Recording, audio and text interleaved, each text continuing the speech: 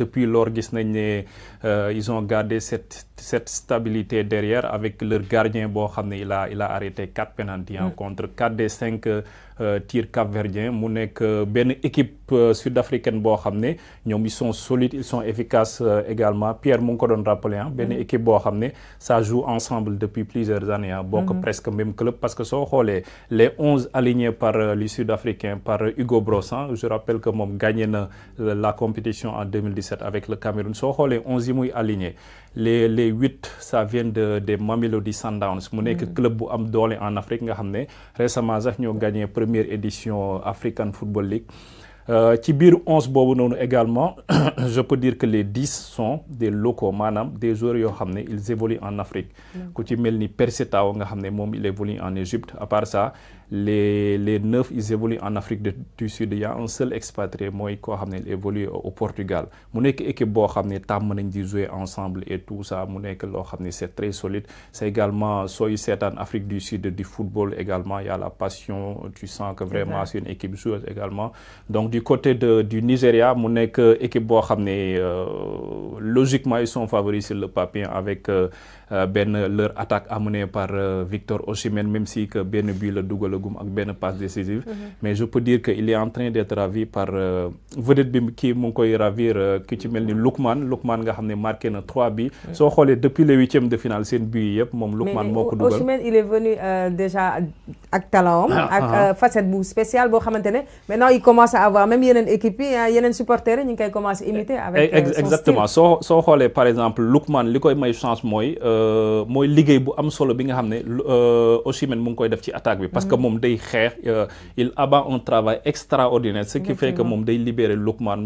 moo tax muy dugal Lookman kenn du ko présenté moom il est du côté de l'Atalanta day dugal but sur but et tout ça donc mu nekk match boo xam ne xam naa ne moom ku nekk mën na gagner sa morom soo demee ci beneen match bi également mooy diggante Côte d'Ivoire ak République démocratique du Congo donc Côte d'Ivoire nag ñoom ils vont retourner à Ebimbe soo xoolee premier tour bi ñoom ils ont gagné leur premier match contre Guinée-Bissau 2-0 après seen deuxième match bi ñu perte ko contre Nigeria troisième match bi nag mooy humiliation 4-0 bi léegi après l'humiliation ci lañ génn Ebimbe après ci lañ qualifié ñu dem Yamoussoukro bi ñu jógee Yamoussoukro ñu dem Bouaké donc après la tournée de Yamoussoukro et Bouaké ñoom ils vont revenir à Ebimbe au stade Alassane Ouattara mu nekk je peux dire que ce sera un retour sur les lieux du crime parce que psychologiquement xam naa ne moom ils vont dire que fii la ñu humilié woon 4-0 moo waraloon sax ba ñu on était presque éliminé et tout ça mais ça peut être également une source de motivation je rappelle que Côte d'Ivoire ñoom ils vont jouer sans leur 4 cadres ku ci mel ni par exemple Serge Aurier mu nekk le capitaine seen défenseur central bi nga xam ne il a reçu un carton rouge la dernière fois ku ci mel ni Diakité nga xam ne moom moo dugal le but victorieux contre le Cameroun ak ku ci mel ni Kouamé également ils vont rater cette rencontre qui est très importante quand même mais Emerse Faé mu ngi ko doon wax moom nee na moom dans son effectif il a des gens yoo xam ne des joueurs yoo xam ne xëy na peut-être mën nañ pallier absence yooyu noonu donc mu nekk rencontre boo xam ne ce sera contre la RD Congo mu nekk remake de 2015 parce que ñoom ñaar daje woon nañ en 2015 en Guinée équatoriale léegi la génération de Yaya Touré Kolo Touré et tout ça soo xoolee match boobu noonu il y a que 3 rescapés maanaam côté congolais il y a Chancel Mbemba le capitaine nga xam ne joué na match boobu noonu côté ivoirien il y a Max Ané Gradel ak Serge Aurier maa ngi ko doon wax sànq nga xam ne du match bi mu nekk rencontre boo xam ne aussi donc favori logiquement ce sera la Côte d'Ivoire qui joue à domicile qui monte en puissance tout ça mais il faudra faire très attention aux léopards mu nekk équipe boo xam ne équipe bu solide la également li ñuy encaissé bëriwul am nañ gardien bu baax am nañ défense bu baax am nañ milieu de terrain am nañ attaquant également ku ci mel ni Yohan Wissa nga xam ne moom c'est un très bon attaquant donc il y a également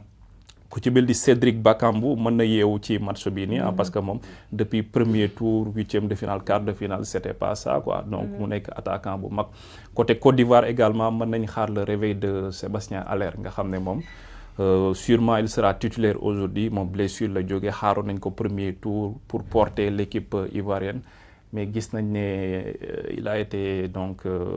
il s'est un peu blessé après 8e de finale la commencé ñëw rentrer en cours de jeu contre le Sénégal après ci la joué waat contre le Mali xam naa ne tey il sera titulaire donc mu nekk ñaari match yoo xam ne ce sera des matchs très importants à Bouaké ak fi nga xam ne moom mooy Abidjan. merci beaucoup Aliou Faye pour rappel bi nga xamante ne defaral nga ñu ko si équipe yi nar a jànkaarloo tey fële ci Côte d'Ivoire muy loo xamante ne ñëpp a ngi xaar demi-finale de choc demi-finale boo xamante ne tey suñ ko joué je pense que les fans du football ou du sport comme j'ai l'habitude de les appeler ils seront satisfaits parce que début bi ba léegi muy équipe yu mag yu ñu jot a raviver par rapport ak seen parcours fii nga xamante ne moo di ci Côte d'Ivoire ci Coupe d'Afrique des Nations bu ñuy amal ren ji alors Aliou Faye expliquer nga ñu un peu li nga xamante ne moo di parcours équipe yi mais par rapport à votre mission di sport yebal na leen fële ca Yamoussoukro est-ce que mën nga ñu duggal tuuti ci loolu balaa maa jox ñaaña mu wax ñu tamit un peu si mission gi nga xamante ne jot nañ ko dëkkmal fële ca Côte d'Ivoire. waaw mu nekkoon benn mission boo xam ne c'était enrichissant en fait parce que man moom c'était pas ma première grande compétition parce que j'ai couvert la dernière CAN j'ai couvert la CAN U17 j'ai couvert également la dernière Coupe du Monde au Qatar donc mu nekk benn expérience boo xam ne bien vrai que c'était pas une première mais jàng naa ci lu bëri aux côtés de ku ci mel ni ay ñoom ñaaña ñoom Adji ñoom Mbaye Sène ñoom Bakary Cissé ñoom Moussa Ba ñoom Sele Mbaye mu nekk loo xam ne moom c'était toute une équipe gars yi li nga xam ne moom moo ñu indi woon foofu noonu on l'a respecté à la lettre tout le temps dañ daan liggéey et tout ça dama daan dem sax ba yërëm ay ñoom Adji ak kii tellement que c'était un peu difficile surtout au début au début c'était vraiment compliqué bi ñu wàccee Abidjan après on a roulé pendant 2-3 jusqu'à 4 heures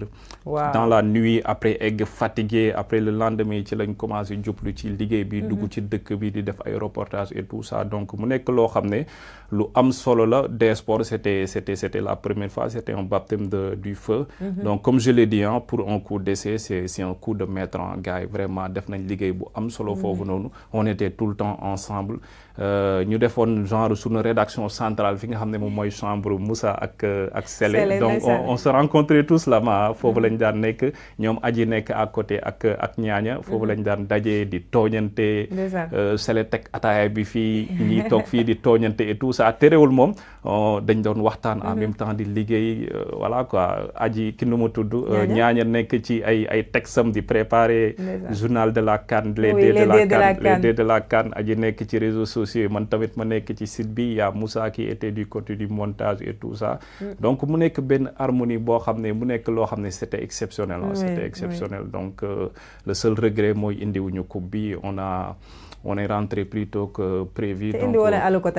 indiwuñu aloko donc ñaaña moo waroon indi aloko mais xam naa dafa fàtte ak yooyu noonu donc mu nekk benn compétition boo xam ne compétition bu neex la woon ci dëkk boo xam ne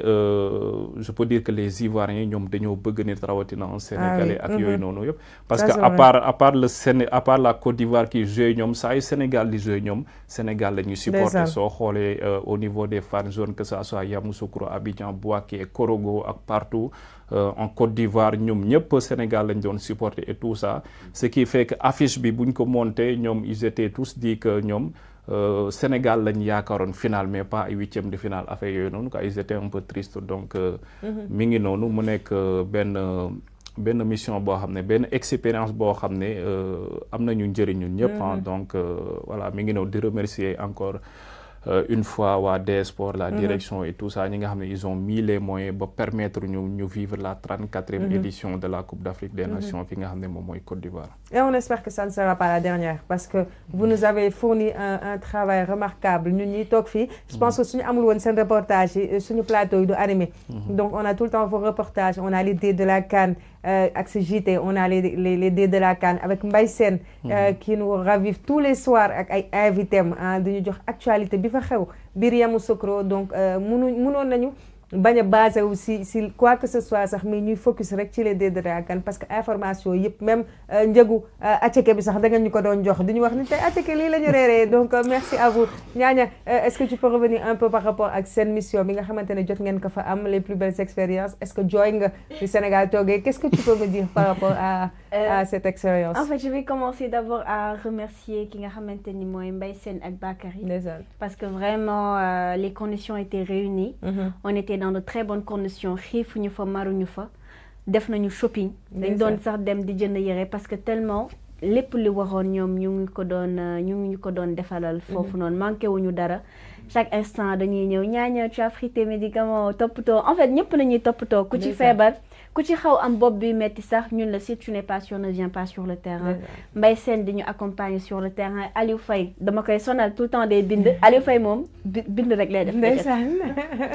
Aliou mais dama ko doon sonal chaque fois lancement bu ñëw wala man damay bind texte ma ni ko Aliou corrige pour moi parce que xam nga xel du doy moom laay wax man nee naa man damay jàng rek ba nii maa ngi jàng vraiment Côte d'Ivoire c'est un pays magnifique Yamoussoukro di ville bu vraiment extraordinaire ñi da ngay ñëw suñ la gisee xam ni sénégalais nga rek dañ lay jël fonk la def la seen bopp ñi wàccee seen bopp vraiment donc mu nekkoon dëkk bu neex en plus ça a été un plaisir de travailler avec Aliou Faye sur le terrain les reportages dañuy dem fii def ci li nga xamante ni mooy zone mixte yi dem tamit ci conférence de presse en veille de match donc mu nekk lu en tout cas des moments inoubliables maa ngi koy wax j'ai des frissons parce que jot nañ fa tisser ay liens ak Sélé ak Moussa yoo xamante ni et même Bakary et Mbaye Sène franchement donc mu nekk loo xamante ni c'était extraordinaire Bakary daawul woon tëj suite am fa nañuy ñëw toog réunion n'importe quelle heure dañuy ñëw dugg toog wax da ngay am sa problème dem toog wax te doo fa génn mukk ak maire ba pare jël oto def ko suñu disposition mënoon na ñu bàyyi ñuy jël taxi wala bu ñu jëlee oto ñu ni non oto bi c'est pour le PDG et le DG vous n'avez qu'à vous débrouiller comme les autres journalistes parce que Aliou mu ngi fa woon yeneen journalistes yi taxi lañu doon jël des fois dañuy gis par exemple imaginez Marseille stade bi nekk fii nii des sports ñu baare lu tollook fii ba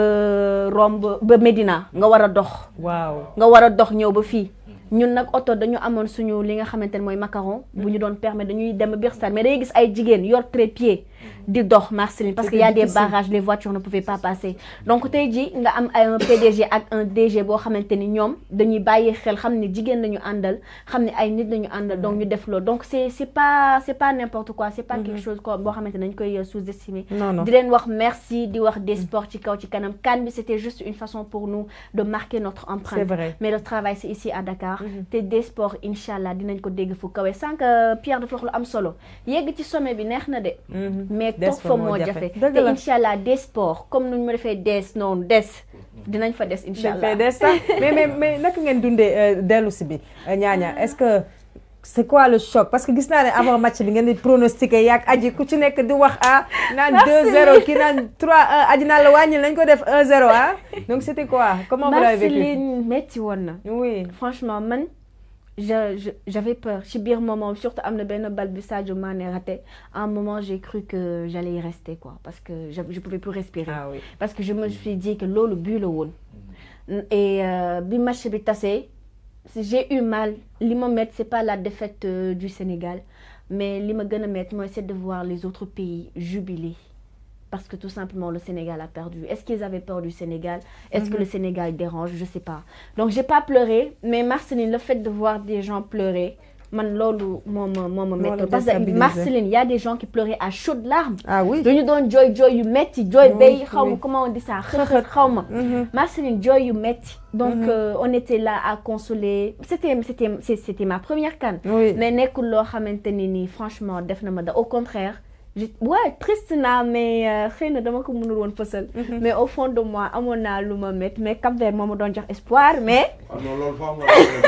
nga rappeler ko internet bi parce que yow